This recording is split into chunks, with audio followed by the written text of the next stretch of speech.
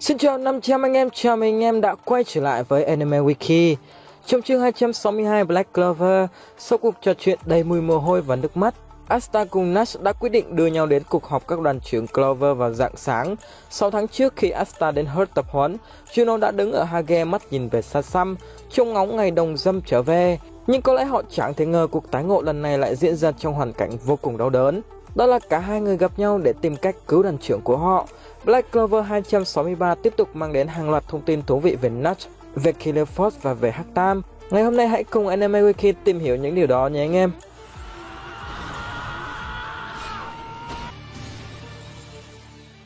Ở đầu chương 263, tiếp tục là một món quà của Tabata gửi tặng fan hâm mộ.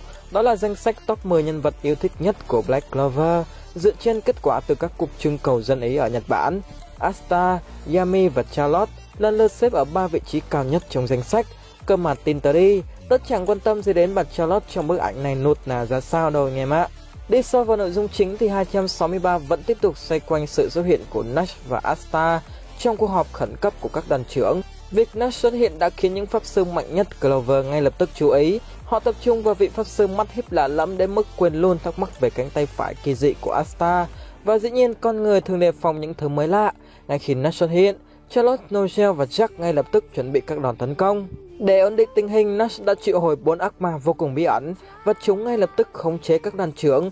Điểm đặc biệt trong khung hình này là số lượng ác ma mà Nash triệu hồi tương ứng với số lượng các đoàn trưởng đứng lên khỏi chỗ ngồi của họ.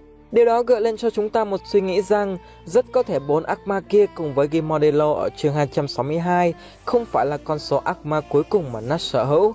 Về phần 4 người bạn đầu trâu mặt ngựa mới xuất hiện của Nash, một điều khá kỳ lạ là chúng có bộ dạng của 4 loài động vật, tương ứng với những chiếc mặt nạ gồm mèo, lừa, gà và chó.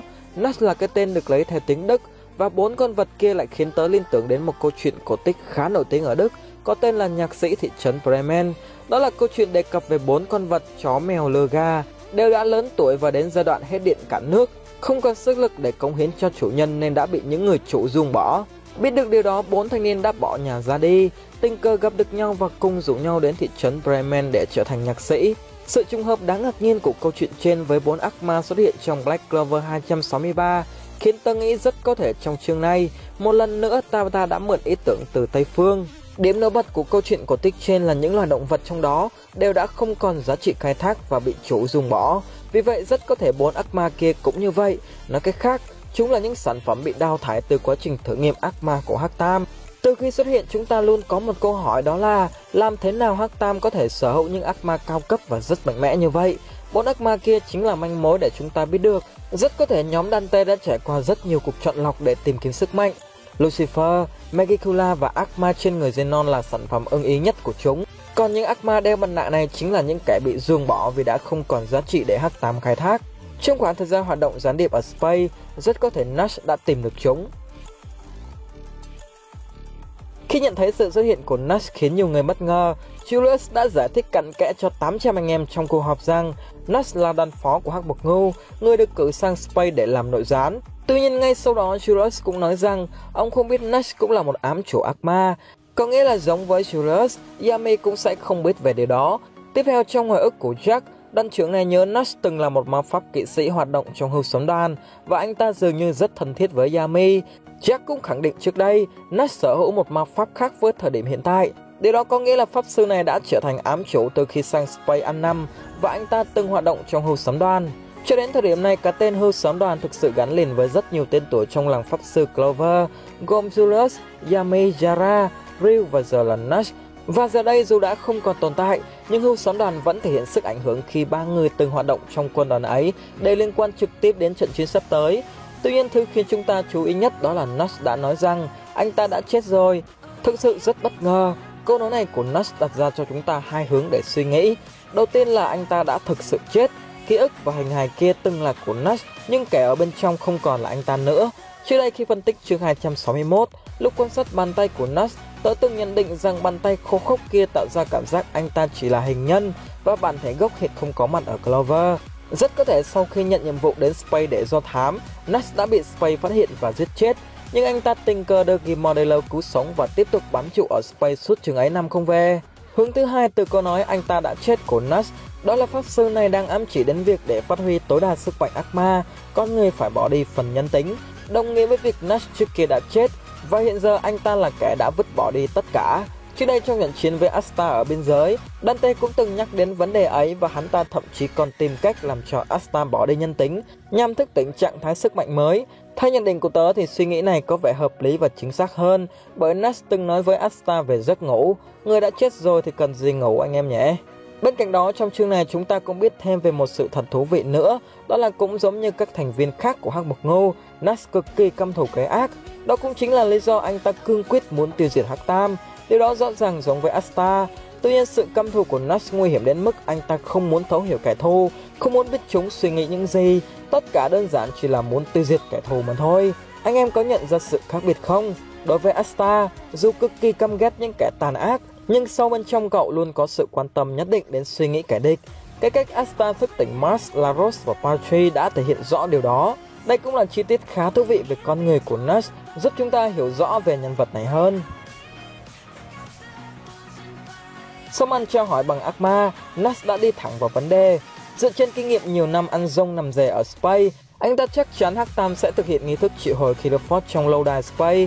Qua lời của Nash, quá trình triệu hồi Killer Force trải qua 2 giai đoạn. Đầu tiên, Hắc Tam sẽ sử dụng William và Yami làm vật hiến tế cho nghi thức triệu hồi. Trong nghi thức này, đôi bạn thân sẽ đóng vai trò là dưỡng chất để nuôi dưỡng cây chết chóc. Quá trình triệu hồi sẽ diễn ra trong 3 ngày và sau khi xuất hiện, Killer Force sẽ phát triển hoàn thiện trong vòng 4 ngày, sau đó hạ xuống để lộ ra cánh cổng minh phủ. Cánh cổng được mở cũng đồng nghĩa là ác ma sẽ được cấp hộ chiếu tự do đi lại trong thế giới con người, và đó chính là ngày tận thế của nhân loại. Chính vì vậy, nhiệm vụ của nhóm Asta lần này là cứu Yami và William trước khi Killer Force xuất hiện và ngăn chặn cây chết chóc này phát triển hoàn thiện bằng cách đốn ngã nó. Nhiệm vụ cứu thế lần này cực kỳ khó khăn, bởi đó không chỉ là vấn đề thời gian, mà Killer Force có tới 7 tầng, với sự góp mặt của 10 ác ma đóng vai trò như những kẻ canh cổng. Để đốn ngã được Killer Force, nhóm Asta sẽ phải vượt qua tất cả 7 tầng đó và tiêu diệt kẻ thù ở tầng cuối cùng. Trong ngụ ý của Nash, kẻ đó rất có thể chính là Lucifer, ác ma của sự tận thế. Ở nhiệm vụ lần này, Nash cũng nhấn mạnh đến 2 điểm. Đầu tiên là ác ma canh cổng sẽ mạnh dần từ tầng đầu tiên đến tầng cuối cùng. Những kẻ ở tầng đầu tiên đều có sức mạnh ngang ngửa với Hắc Tam hiện tại. Có nghĩa là nếu theo logic mà Tabata đặt ra từ đầu đến giờ, thì đó là những kẻ có sức mạnh của một quốc gia. Thực sự không thể tưởng tượng những kẻ từ tầng thứ 2 trở đi bá đạo cỡ nào nữa anh em ạ. Điểm nhấn thứ hai đó là với thực lực hiện giờ, Nash không đủ sức để đánh bại Hắc Tam. Vì thế anh ta sẽ biến Asta từ lọ lem thành công chúa, từ kẻ thất bại trở thành chiến binh quan trọng nhất của trận chiến này. Nói cách khác, sức mạnh triệt ma pháp của Asta chính là chìa khóa của trận chiến, và trong 3 ngày tới, Nash sẽ trực tiếp huấn luyện Asta. Thanh niên này biết luôn về sự lợi hại của triệt ma pháp. Điều đó có nghĩa là gì? Nó có nghĩa là dù Nash làm nội gián ở Space, nhưng anh ta biết được những thứ ngay cả Hắc Tam và Lucifer không biết được. Trong trận chiến với Asta ở biên giới Space, Lucifer đã khẳng định với Dante rằng ác ma của Asta chỉ đơn giản là một tên vô danh, sở hữu sức mạnh triệt ma pháp đơn thuần. Nhưng tại sao Nash lại biết rõ về sự lợi hại của ác ma Kun? Trong thực tế, trước đó Lucifer cũng thể hiện hắn rất am hiểu về những ác ma đang xuất hiện trong thế giới con người. Bằng chứng là dù ở Space, nhưng hắn biết về Jared, thậm chí biết rõ việc Jared đã bị tiêu diệt. Liệu có phải Lucifer đang cố tình nói dối Dante về triệt ma pháp nhằm thực hiện mưu đồ riêng của hắn, chờ với mấy ông ác ma nguy hiểm phết anh em ạ? Ở một diễn biến khác, chúng ta cũng phải đặt ra một câu hỏi là tại sao Mr. Biết Tuốt của Hắc Bộc Ngưu này lại biết rõ về sức mạnh của Asta đến thế? Hy vọng trong chuyến tập huấn Nash sẽ nói rõ hơn về thân thế của Kun. Cùng với đó thì trong kế hoạch biến Asta thành idol quốc dân, Nash cũng muốn Clover thành lập một đội hình chiến đấu, và đội hình đó sẽ xoay quanh Asta nhằm hỗ trợ cho cậu bé tiêu diệt ác ma. Vâng, sau bao nhiêu năm ngậm đắng nuốt cay, cuối cùng cũng đến ngày anh cơ của tớ trở thành ngôi sao rồi anh em ạ. Và như vậy là Clover sẽ tiến thẳng vào Space trong thời gian ngắn nữa thôi. Chương 263 chính thức kết thúc ở đây. Kế hoạch của Nash thực sự rất bất ngờ, bởi anh ta tự tin chỉ trong vòng 3 ngày có thể huấn luyện cho Asta trở thành chiến binh cực kỳ mạnh mẽ. Lẽ nào pháp sư này muốn khai thác kỹ năng vòng lặp thời gian vô hạn của Julius? Tuy nhiên tôi nghĩ rằng trong 3 ngày tới, Nash rất có thể sẽ chỉ tập trung huấn luyện những kỹ năng quan trọng nhất cho Asta, để cậu bé tìm cách tiêu diệt ác ma nhanh nhất có thể. Nói nôm na là học những cái chính, còn tiểu tiết thì bỏ qua đấy anh em ạ. Chứ men bá quá thì phim lại hết hay. Bên cạnh đó thì trước mắt bài toán của Asta và Noel cũng đã được giải. Còn về phần của Juno, đối với hoàng tử thì lúc này chúng ta chưa thể nhận ra có bất cứ ai đủ tiềm lực để huấn luyện Juno cả. Chỉ trong vòng 3 ngày, Juno sẽ làm thế nào để mạnh mẽ hơn và tiêu diệt Zenon? Và video của tớ xin được kết thúc ở đây. Cảm ơn anh em đã lắng nghe. Xin chào và hẹn gặp lại anh em trong những video sau của Anime Wiki.